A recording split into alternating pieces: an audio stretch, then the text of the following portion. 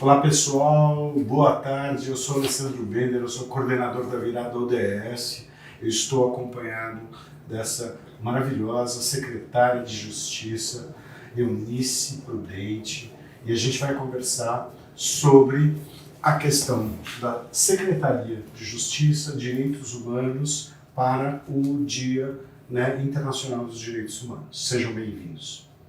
Fala sobre a Secretaria da Justiça. Explica. Agora vamos falar do que a gente trabalha. Olha, nós analisamos aproximadamente de 12 a 15 processos por semana. Nós somos em quanto, Ricardo? Quantas peças? Enquanto nós somos ali 17 pessoas, ninguém pode faltar. A gente trabalha com prazos processuais, então a gente não pode perder os prazos, né? Até em proteção aos funcionários, às pessoas que estão sendo ali processadas. Então, a gente tem que seguir. Nós atuamos muito com processos disciplinares. Você imagine a pessoa concursada, servidora da educação que não quer se vacinar. O que a gente faz com essa criatura? Então, vai desde situações como essa, ou às vezes a pessoa realmente descumpriu legislação, praticou atos de violência, ofensas, os disciplinares. E há outros processos também que nós analisamos lá. Então, passa pela Procuradoria do município.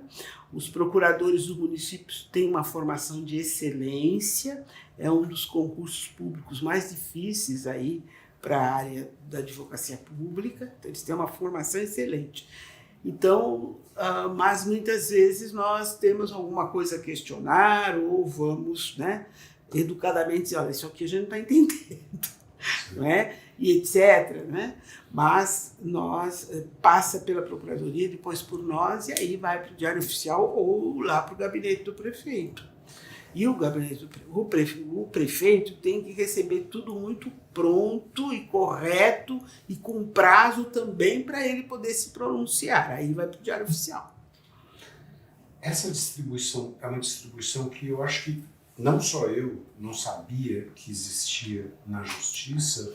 Ela é a primeira secretaria, historicamente. Ela se chamava Secretaria de Negócios Jurídicos da Prefeitura. Sim. Historicamente, na formação da municipalidade, ela vem assim, uma das primeiras. Depois fomos reconhecendo, por exemplo, os direitos humanos e tal, vieram as outras, uma Secretaria Municipal de Habitação, por exemplo, uma Secretaria Municipal de Direitos Humanos, uma Secretaria de Assistência Social e Cidadania, porque a assistência social durante muito tempo foi visto assim como esmola, como doação, e não é, está na Constituição. Assistência social é direito. Interessante, porque parece que elas surgem, elas vão se ramificando. E elas são reconhecidas como conquista. Houve gente que morreu para que a gente tivesse essa Constituição de 88, que hoje é tão boa, tão completa, mas é conquista. Tudo não tem direito dado, não, tudo é conquistado. Porque é assistência social, porque a previdência social, e aí vem das instituições para as quais a pessoa contribuiu. Mas na assistência social, a pessoa não precisa ter contribuído para nada, ela está numa situação de penúria, ela está no estado de necessidade, ela tem o direito de ser atendida. Daria para eu dizer, secretária, que, pelo que eu estou entendendo, daria para dizer que, de certa maneira, é originário. Você tem essa secretaria, que ela é originária, e cada desmembramento disso, de certa maneira... Eu diria que é uma humanização do governo municipal. Uma humanização do governo municipal, Então, a gente usa até o termo reconhecer, vai reconhecendo situações. Por que reconhecer? Porque são direitos que a pessoa sempre teve. Mas não era reconhecido nem pela Constituição, nem pela lei, nem nada. Agora o é. Né? Então, e a valorização desse direito de moradia, né? Então, a pessoa precisa estar localizada até para ela poder receber os demais serviços públicos. Porque se ela estiver aí na rua, é muito difícil atendê-la. Por isso que quando se vai à rua conversar com as pessoas, eu já fui com o prefeito 2 vezes, acho que todo mundo da prefeitura já fez isso. Você conversa com as pessoas, é uma questão de convencimento. Né? Então, se todas as pessoas que estiverem na rua forem para os abrigos, acho que vai faltar abrigo. Mas há vaga nos abrigos, as pessoas não querem ir para o abrigo. Elas falam, não, é muito ruim. Não, me maltrataram. Mas aonde? Conta para mim qual foi, né, o local que você foi mal atendida, que você sofreu alguma violência, o que aconteceu? Né? Então, daí uma outra realidade. É uma O construção. principal profissional da prefeitura é o assistente social. O assistente Que ele é social. a pessoa que está ali Que no contato. chega ali, porque eu já fui 2 vezes lá na Cracolândia, com o prefeito, você conversa com as pessoas, mas a gente não sabe conversar, a gente se emociona, porque, nossa, né, o que eu faço? Fora da realidade. Né? Né? E ele se assusta. O assistente social, não, ele vai lá, ele estudou para isso. Ele sabe, né, conversar e é um convencimento.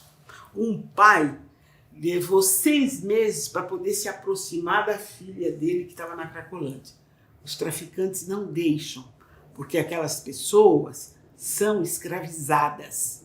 Então eles não querem perder o escravo. Sim. Então ele não conseguia chegar à filha dele. Levou 6 meses. Ele conseguiu falar com a filha dele, tirou a filha dele de lá. Pode ser que venha uma recaída, etc. Mas ele tirou a filha de lá. Né? Então esse é o serviço que o assistente social faz. Não é a polícia, não é nem nós advogados, não é ninguém. É o assistente social que sabe conversar. Ao ouvir você falando, me dá a sensação de que a Secretaria da Justiça, como na imaginação das pessoas, como se fosse um lugar estanque. Na verdade, a justiça está acontecendo como um grande processo entre vários lugares. É isso. Acredito que sim, porque na história municipal brasileira, essa secretaria é a primeira.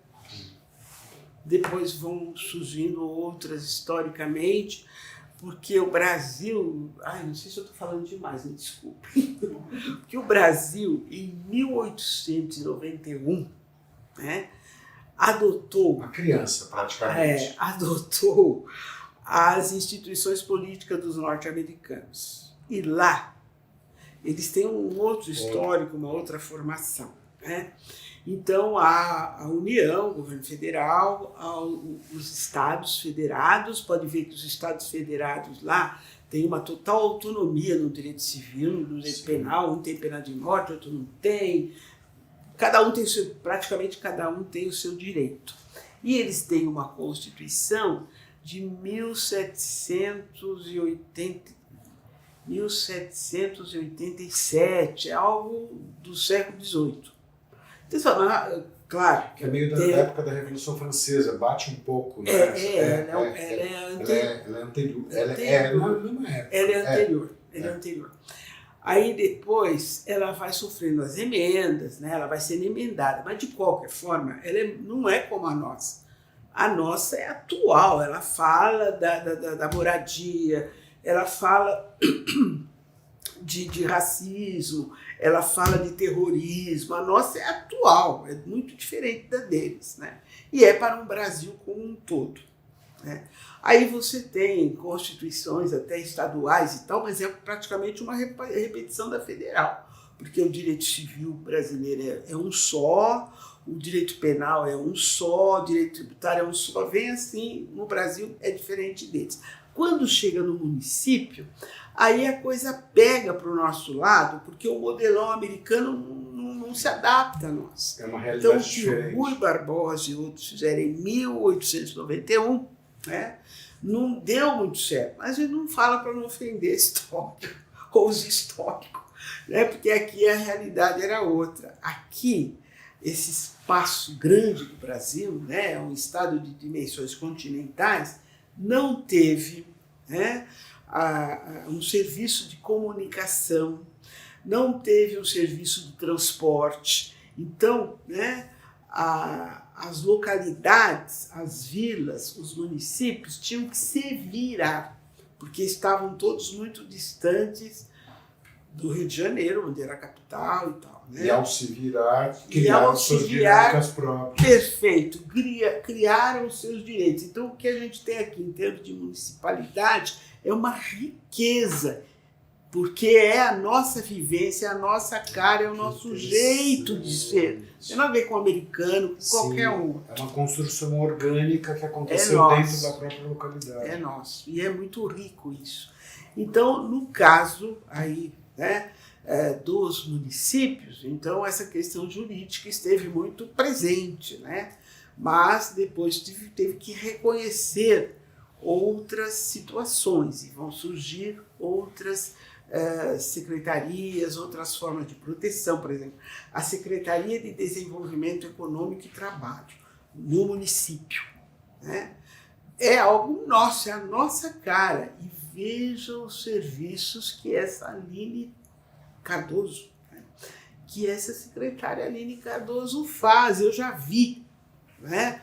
Assim, a questão da empregabilidade, ela conversar com uma pessoa numa situação de muita dificuldade e a pessoa fala, não, então eu preciso fazer um curso. Eu falo, mas o curso está aqui, entra aqui nessa barraca aqui. Né? E a pessoa sai de lá com um documento, já sabendo ou quase praticamente qualificada para exercer um trabalho. Isso é dignidade da pessoa. Sempre falo para a Aline Cardoso, você é ímpar aí ao lado desse prefeito, porque você está devolvendo dignidade para a pessoa. Por exemplo, uma mulher trans, né? Ninguém quer essa pessoa para trabalhar. Como empregado, como aluno, ninguém quer. Está abandonado mesmo na rua.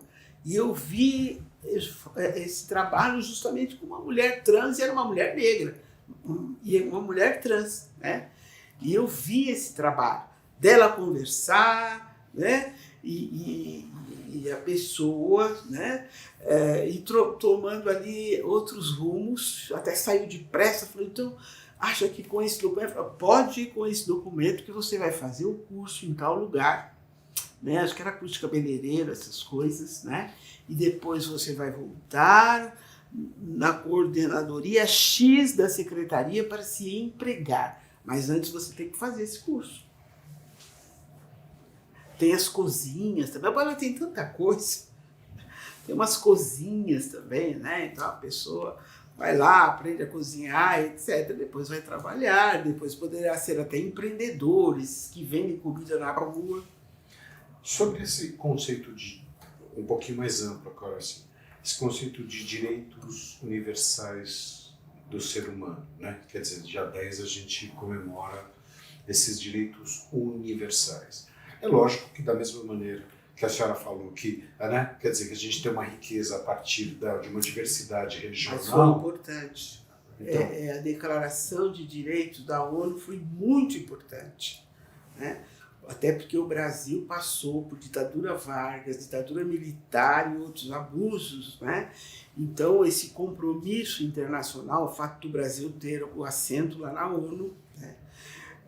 E ter esse compromisso com essas declarações, para nós, cidadãos, é uma salvaguarda, é muito importante. Aquela declaração, embora ela seja universal. O que nós precisamos tomar cuidado é que aqui também, né, no caso da própria formação do Brasil, muitas vezes se generalizou muito, né? Então, as mulheres, né, e chegaram a conceitos, aqueles conceitos, o homem médio, o homem de bem, a mulher honesta.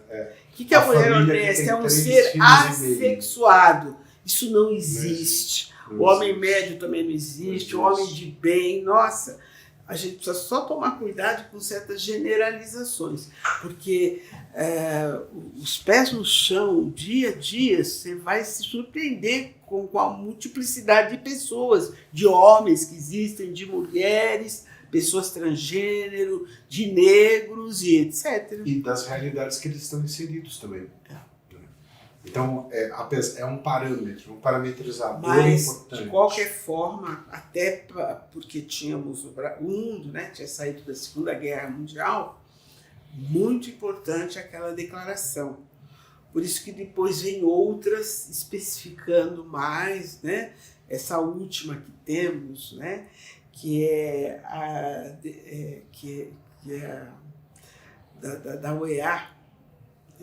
Há uma declaração de direitos que foi ratificada pelo Brasil em 2022, foi até o Bolsonaro que ratificou, já é direito brasileiro, né?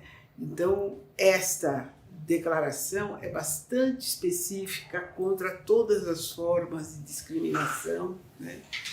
E foi aprovada pelo Congresso Nacional da mesma forma como eles aprovam as emendas constitucionais. Então tem um valor constitucional para nós. Que legal, eu não sabia disso. E ela inclusive faz... um tipo de ratificação dos... Não, é um desmembramento. Não, mas que ela foi sendo refinada, ela foi sendo construída, porque ela vai alcançar a discriminação racial, mas vai alcançar a discriminação de gênero, vai alcançar a discriminação religiosa, todos os tipos, e ela ainda se refere à discriminação múltipla, que uma pessoa pode sofrer vários tipos de discriminação. Até isso ela tem. E aí ela especifica muito bem políticas de ações afirmativas. Então, aquele grupo que estiver excluído, você o trata positivamente, diferentemente dos outros, até ele ser incluído. Que é o conceito da equidade, ou seja, de você dar um tratamento diferenciado, que é a questão das cotas, todos esses debates. Cotas é um tipo de política de ação afirmativa, não é? E entre outras tantas. A gente estava muito interessado em entender. Então, depois eu posso te mandar uns documentos que talvez explique melhor o que eu estou dizendo. Principalmente essa última declaração de direitos, né? Da OEA, da né? OEA. Isso me interessa muito. Para os americanos aqui, né? Tá certo que Canadá e Estados Unidos é um pouco diferente, mas falou os sul-americanos, somos todos irmãos, todos muito sofridos. Tem então, muita identidade na América Latina. Tem a gente é que não percebe. Né? Há pouco, hoje de manhã lá na faculdade, encontrei duas professoras que estavam vendo lá um encontro de direito do trabalho, não sei o quê. Encontrei uma professora da Colômbia e outra de Honduras, né? E tive dificuldade para entendê-las, né?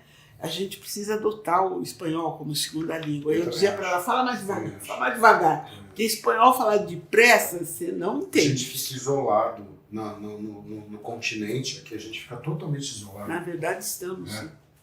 É só quando a gente viaja, você vê que logo muito cedo, no hotel, chegam jornais de toda a América Latina, não chega nenhum do Brasil.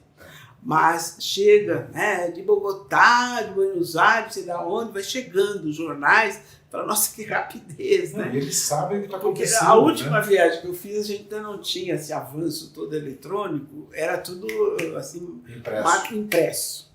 Então você via o impresso, os jornais, você ia procurar, ver se achava Folha, Estadão. Mas você achava de todo as capitais aí, latino-americanas. Uma pergunta. Assim, eu acho que tem, da mesma maneira que tem épocas que tem coisas que são mais relevantes e menos relevantes, existem questões de direito que hoje são mais relevantes do que outras na sua área de atuação? Qual é um fator mais sensível que a senhora percebe que é um assunto que tem muito a cara dos dias de hoje? Assim? Ouvir os movimentos sociais.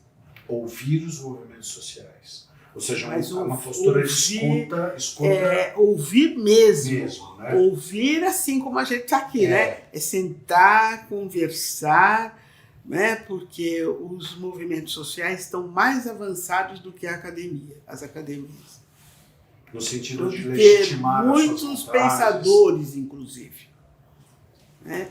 Eu fiz uma viagem na semana passada e conheci pessoalmente, lá no Supremo Tribunal Federal, o Preto Zezé. Ah, maravilhoso. Ele é, então, o responsável, o presidente, também, eu nem sei como eles falam, mas o responsável pela essa central única das favelas. Quem ouvia favelado no Brasil? Que valor tinha a comunidade favela nesse Brasil? Mas nem aí. Né? Nem governo e nem a iniciativa privada. Né? Hoje já está bem diferente, graças aos movimentos sociais. Na verdade, é uma história ali, né? Ali. Na verdade, é uma história. Essa ditadura militar foi muito violenta e os movimentos sociais tiveram que se unir contra um inimigo comum. E eles cresceram muito qualitativamente. Sim.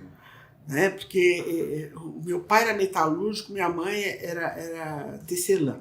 Os dois sindicalizados, se conheceram até engajados, né? Assim e tal. Né?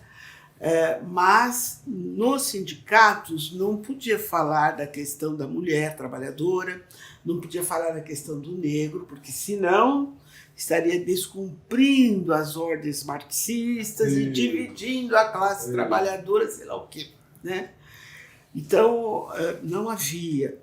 Depois, quando, no caso do movimento de mulheres, o feminismo, a gente chama de feminismo hegemônico, porque eram formados por mulheres brancas, exatamente, de uma determinada classe social, com nível universitário, etc. Tomando um chazinho. Então, que tem seu valor. Elas têm o seu valor, porque elas traziam denúncias. Eu mesmo cheguei aí à frente das mulheres feministas de São Paulo, um movimento que existiu aí, acho que já era década de 90. Né? E eu me lembro, né, do que nós chamamos hoje de violência financeira, não, violência patrimonial, né, contra a mulher. Então, no âmbito da família, como elas eram maltratadas, e até depois eu dizia em casa, nossa, elas são brancas, muito ricas, mas eu acho que eu estou mais feliz que ela na minha pobreza de trabalhadora, porque, nossa, como elas são enganadas. Então isso, eu mas, conheço assim, várias histórias dessas. Mas assim, eu saía de lá assim, pequena, de tão mortificada. Eu falei, gente, que horror! Que os irmãos enganam os irmãos, a irmã, o pai, deixam ela totalmente... Aí o marido, a mulher. A mulher não sabe o que o marido tem. E aí, quando o marido falece, por exemplo, ou há uma separação, ela pensa que tem um patrimônio, mas ela foi totalmente enganada e vai por aí afora. Né? Então, esse feminismo hegemônico mudou. Ela conseguiu ver a mulher negra, por quê? Porque as negras foram lá. Sim. Porque era um momento de ditadura, estava todo mundo muito unido, né, para se defender, e o movimento negro estava lá, e lá estavam também as mulheres negras. Né? Por assim dizer, dentro do mesmo guarda-chuva, já que tinha um objetivo em comum. A partir do momento que esse objetivo em comum... E aí se quebrou muito pau para fazer uma manifestação de rua, para redigir um documento, para discutir ideias, aquilo levantava poeira. Eu me lembro da professora Ruth Cardoso, por exemplo, mas ela quase se pegou com uma liderança do movimento negro, que até era uma atriz. Falei, gente, as duas vão se pegar ali, vai pegar mal, porque tá imprensa aí, tava tudo mal. Mas eram umas brigas assim, homéricas. Mas valeu. Valeu, porque hoje nós temos uma sociedade civil muito informada. muito atuante o Ministério Público, entrou com uma ação civil pública em face do governo do Estado de São Paulo por violências praticadas pela Polícia Militar do Estado de São Paulo. Não era o Tarcísio, era o anterior a ele, o nosso amigo lá. O anterior ao Tarcísio, como é que era o governador? Era o Rodrigo Garcia? Não, o Rodrigo Garcia era vice do... Dória. Era o Dória. Dória que era o governador na época, né? Entrou. E aí, na faculdade, nós fomos analisar a inicial do Ministério Público. Ela se baseou... É a petição inicial, que começou o processo contra o governo. As informações todas extraídas do Fórum Brasileiro de Segurança Pública e de uma outra... Eu Sou da Paz, né? Tem aí a instituição Eu Sou da Paz. O Ministério Público foi, né? Tinha informações oficiais, né? Do IBGE, né? Tantos negros que nasceram, não sei o quê, tinha essas informações. Mas tinha muitas informações da sociedade civil. Ainda falei para os alunos, olha, aonde o Ministério Público foi se informar? Na sociedade. Então, mas eu acho que o momento é dos movimentos sociais, que vai ser prefeito, vai ser reeleito, outros que pretendem aí governar, etc., tem que respeitar e sentar e ouvir os movimentos sociais. Eu vi um trabalho de um grupo, de um sindicato, que eu achei tão interessante, me chamou muito a atenção, porque faz tempo que a gente vê os sindicatos meio adormecidos, não sei explicar, mas ele mapeando dentro da sociedade qual foi o impacto da pandemia. E aí o que eles veem? Eles veem que quem é que foi impactado durante a pandemia, quem perdeu o emprego, quem teve de voltar para casa, a mulher negra, né? E aí eles fazem todo um projeto de procurar empresas que podem contratar mulheres negras, requalificar mulheres... Ou seja, eu vejo... salvar o Brasil. Eu vejo... Tirar o Brasil da miserabilidade, porque não faz sentido, né, nesse capitalismo brasileiro, pop é tudo, pop é não sei quem que produz tanto alimento e tal, mas há, né, famílias passando fome, há famílias, né, sem teto, sem terra, mas isso está em dimensões continentais. Eu acho que os estrangeiros ficam olhando e falam, mas o que acontece lá no Brasil? Como uma pessoa pode ir no Brasil não ter teto, não ter terra? Então, tem alguma coisa errada aí, né? Então, estas situações, né, nos levam, tudo tem que ser repensado. E os movimentos sociais é o agora, é o já. Eu percebo. Eles estão com a mão na massa. E eles estão. Não é a tese, não sei de quem, de não sei de que ano. É agora. O que eles cuidam é do agora. Né? Aquele Instituto Ethos, me parece que foi a primeira instituição da sociedade civil que fez uma pesquisa com a iniciativa privada, com as diversas empresas, a respeito da discriminação racial no mercado de trabalho. Então, e o que ela apurou ali é muito interessante. Afinal, por que não tem um empregado negro? Não, ele está despreparado, não sei o quê, aí vira e fala, mas ele tem um cabelo ruim. Ele tem a pele, não sei o quê, ele não é bonito. A mulher negra é bonita, mora longe, veio de tudo, né? E hoje está havendo aí um evento muito interessante, porque agora é novembro, né? Então, muitas questões em torno do negro, e eu estive hoje de manhã com o jornalista Pestana, que é o editor da revista Raça. Então, ele organiza já há anos um evento e traz a iniciativa privada. Então, você vê que eles também cresceram. Então, você vê grandes empresas dizendo, não, o nosso problema, afinal, era que a gente sempre queria um empregado que tivesse inglês fluente. Os negros não tinham, ficaram fora. Agora eles admitem os negros e eles concedem o curso de inglês, que não é uma língua difícil. Sobretudo quando a gente fala inglês fluente em empresa, é o inglês técnico para aquela área. Se for banco, é só finanças lá, mas você tem que conhecer todo o vocabulário e tal. É mais ou menos isso, inglês fluente e tal.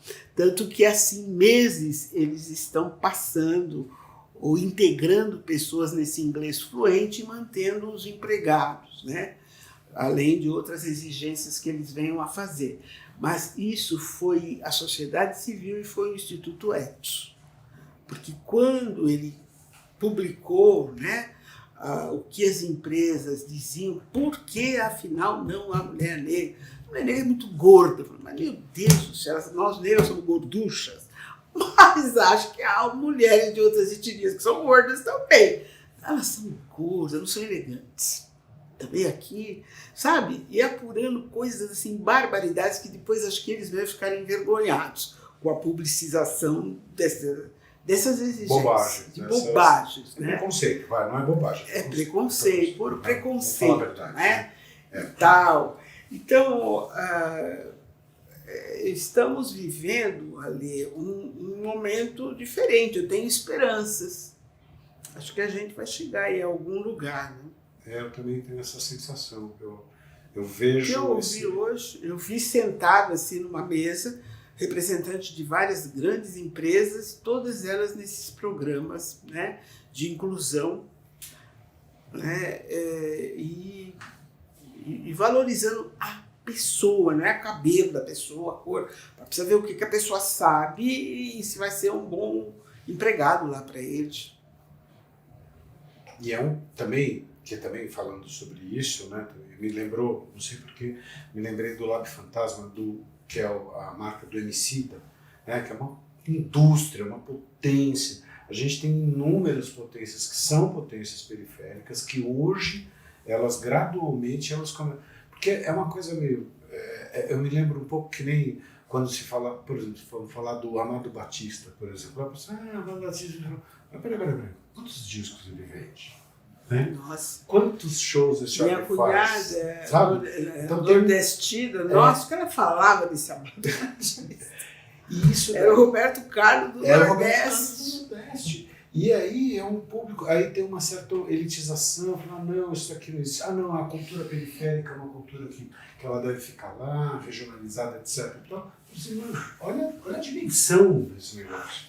E é uma ironia, né, na área cultural que a gente tem, é uma ironia, porque assim, toda a garotada tá dançando funk hoje, né? Quer dizer, nas festas, no Lollapalooza tem funk, né? Então, peraí, né? Quer dizer, não é para ficar encostado lá, né, segregado socialmente, mas muito legal, obrigadíssimo. Mas nós não vamos ver aí as perguntas, ou passamos já? Não, eu tô de boa, tem que ver se a gente pode continuar. Podemos continuar?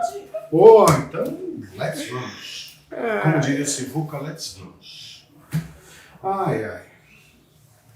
Quais são os principais desafios que São Paulo enfrenta quando a gente fala de justiça?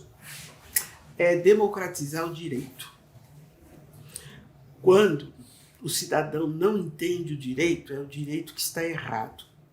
Porque o direito, ele brota, ele nasce da cultura e da experiência do ser humano, é para a pessoa. Então a pessoa tem que participar, tem que entender ali. Né? Mas ao mesmo tempo é totalmente contrassenso isso, porque a gente acha que quando fala-se juridiquês...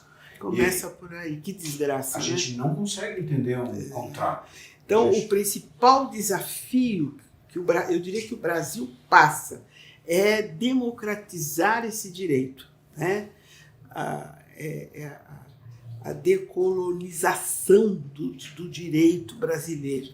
Né? Nós temos que fazer florescer um direito nosso, que brote da nossa cultura e do nosso entendimento. Né? Daí a dificuldade da justiça. O juiz pode ser muito elitista, antipático, mas que formação esse juiz teve, que direito que ele estudou, né? Então, é preciso que o direito brasileiro, né, passe por uma revolução descolonizadora. Eu ia falar a palavra revolução, porque é uma revolução, porque a imagem que eu tenho das instituições educacionais que falam sobre direito é para toda a pompa, elegância, essas traquitanas, que faz com que ninguém entenda nada do que é o direito. Exatamente. Então, o primeiro desafio é o acesso a isto. E aí cabe, principalmente, as escolas de direito começarem esta revolução. De minha parte, né, diante de tudo que passamos, nós todos brasileiros, né, e eu sou da área do direito público. Então, eu tenho uma disciplina gênero e etnia. Então, o que é que eu faço, né? Tomo a Constituição Federal, ela tem um artigo 226, que tem um parágrafo 7º, que diz, e a nossa Constituição ela é muito explícita, ela não usa de juridiquês, não, viu? É muito simples. Você leu e você entende. Entende? Ela responsabiliza, no artigo 226, parágrafo 7º lá, né? O Estado brasileiro como responsável pelos direitos reprodutivos. O Estado, né, precisa transmitir aos cidadãos, né, todos os conhecimentos técnicos e científicos para a formação de uma família. Mas não é isso que ocorre. Aí eu trago para aquela classe, para aquelas pessoas, uma contribuição de um grande pensador, Chico Buarque de Holanda. Não é? Nós temos, né, aí entre compositores, poetas, né, muitas mensagens políticas seríssimas. E o Chico Buarque de Holanda é um deles, né? Então, quando o Chico Buarque apresenta, né, para a sociedade a poesia Meu Guri, há no Brasil, na nossa cultura, uma musicalidade, as pessoas gostam de cantar, de dançar, e saem cantando e dançando sem parar um minuto para pensar na mensagem do poeta que está ali naquela música. Então, as pessoas vão aos livros, mas as músicas eles conhecem mais depressa. Então, vamos lá, o Meu Guri, né? Então, é uma mulher falando, né, que ela nem sabe como ela engravidou, que não era a época do rebento dela arrebentar. É o que está lá, né? E nasceu, né? Então, a gente vê que o filho dela é um adolescente muito inteligente, muito esperto, só que ele é ladrão.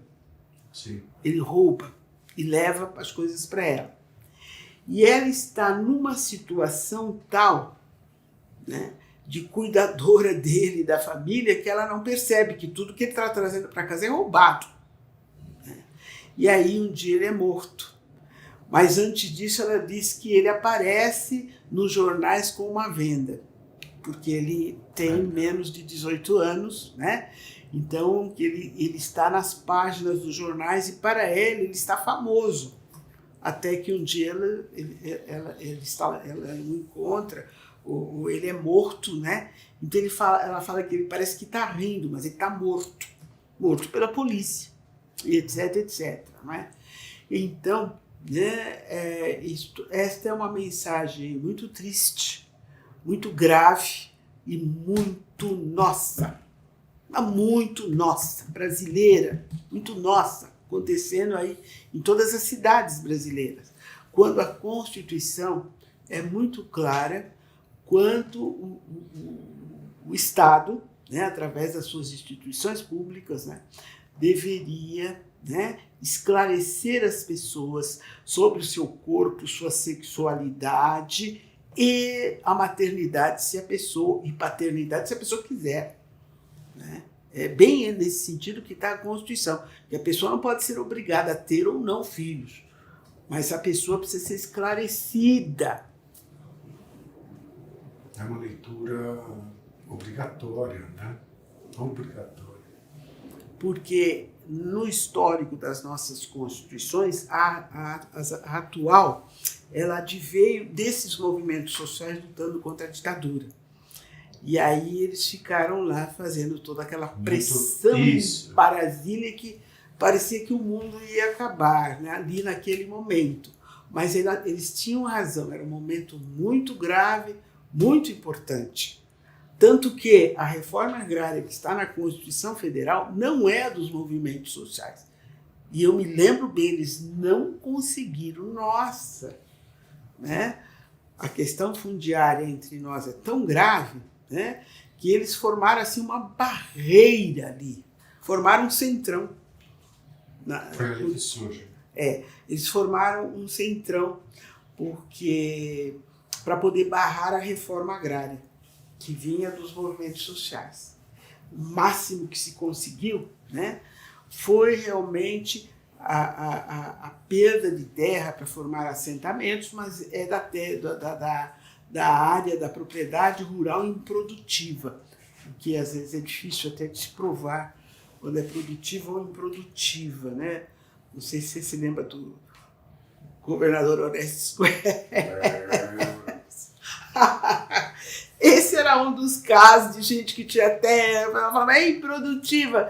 E aí ele vinha com laudo dizendo, não, é produtiva sim. Bom, mas enfim, é o passado político recente, que muita gente mais velha se lembra. Mas a verdade, né, é que fizeram essa barreira, né? E como a política ela é maravilhosa porque ela é inexata. Você não consegue fazer previsões no âmbito da política, não consegue mesmo. Então eles formaram esse centrão e começaram a barrar tudo. Então esse próprio artigo 226 que se refere à família, o movimento feminista, o movimento LGBT, que era até mais fraco. Eu acho que o movimento feminista era mais forte, dizia, não coloca homem e mulher na Constituição, né? Porque vem aí um outro público, né? A pessoa transgênero, vem outras coisas aí. A diversidade. É melhor falar a pessoa humana. Nossa Senhora, mas foi uma briga, ficou lá, homem e mulher. Depois veio o Supremo Tribunal Federal e o Judiciário construindo passo a passo o casamento, né? De pessoas que seriam do mesmo sexo, a união estável de pessoas do mesmo sexo. Teve que construir tudo, porque eles emperrearam homem e mulher e isso acabou indo para o Código Civil de 2002, que agora acho que ele vai ser reformado, né? Formou-se agora uma comissão de juristas para alterar o Código Civil de 2002. Mas esse Código Civil de 2002, né, repete tudo, ó mulher, e quem não tiver nessa configuração, é uma burrice que depois tem que consertar, costurar de novo e tal, né? Então, e aí o mais inexato que aconteceu ali foi nesse centrão que fez a Constituição de 88, foi a presença de monarquistas. Inclusive um deputado federal por São Paulo monarquista. É verdade, eu lembro disso. O Cunha Bueno, era Antônio Cunha Bueno. Ronaldo Cunha Bueno, não sei o nome. Cunha Bueno, né? Então, eles eram havia monarquistas. Bom, e daí? Há monarquistas. Não, mas aí eles exigiram, né, que fosse reconhecido o advento da República como um golpe militar contra a monarquia.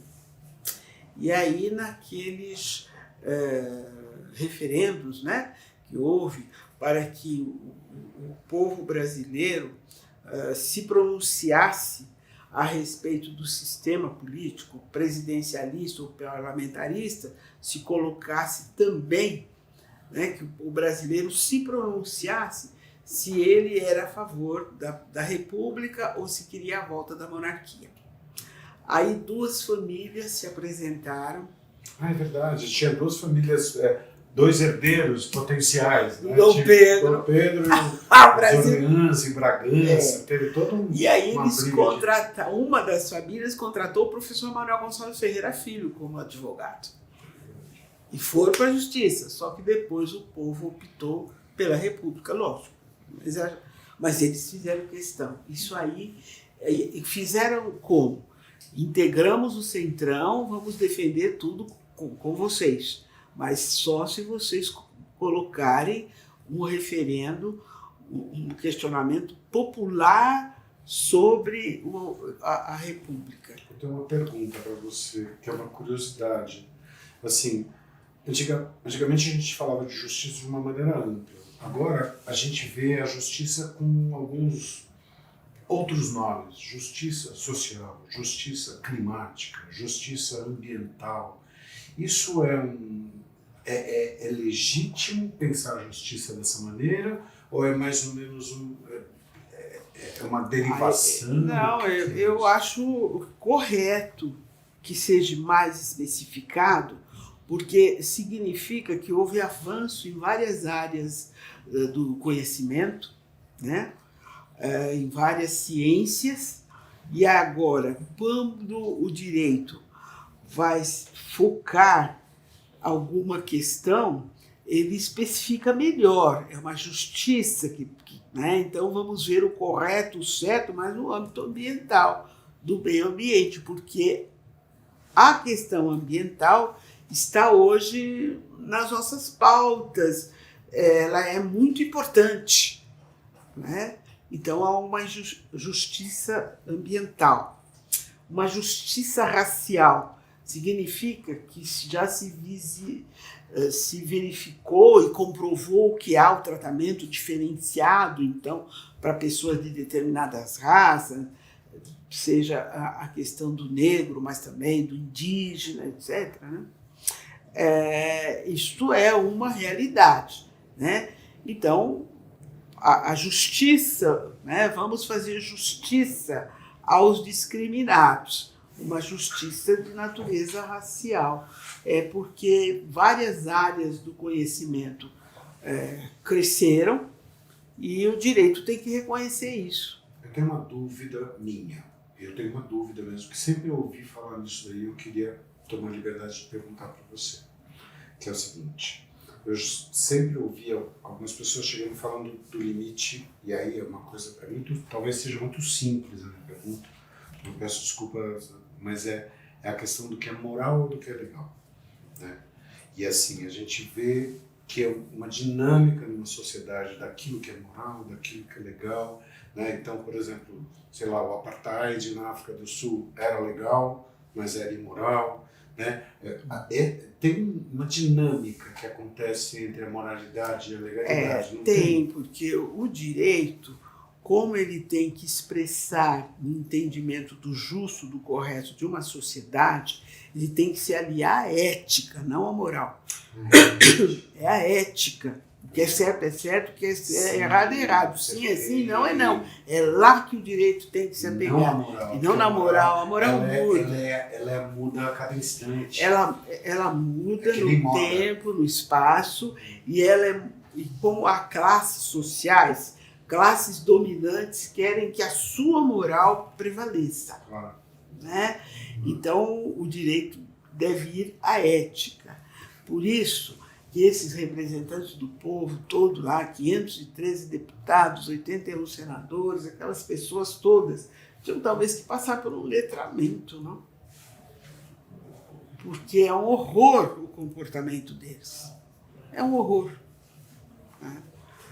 Então, deveriam passar por um letramento e falar: olha, aqui é uma questão de ética, não é o que o senhor pensa lá onde a sua família é dona das terras, não. Aqui são todos os brasileiros. Né? Foge um pouco daquele... Excelente. Muito obrigado. Tá bom. Você é o máximo. Não sou, venha com não. papo de bruxa, não. Ninguém acredita nisso. Não, não. Eu, quando falei, vou conversar com o Eunice Prudente, todo mundo. É mesmo? É verdade. Tô Você sabendo. acredita? Olha a cara deles aí, ó. Eu tô achando que eles estão com ar cansado. Não. Eu falo. Horas. Obrigado, secretário. Obrigadíssimo. Obrigado pela paciência e obrigado Não, pela imagina. conversa.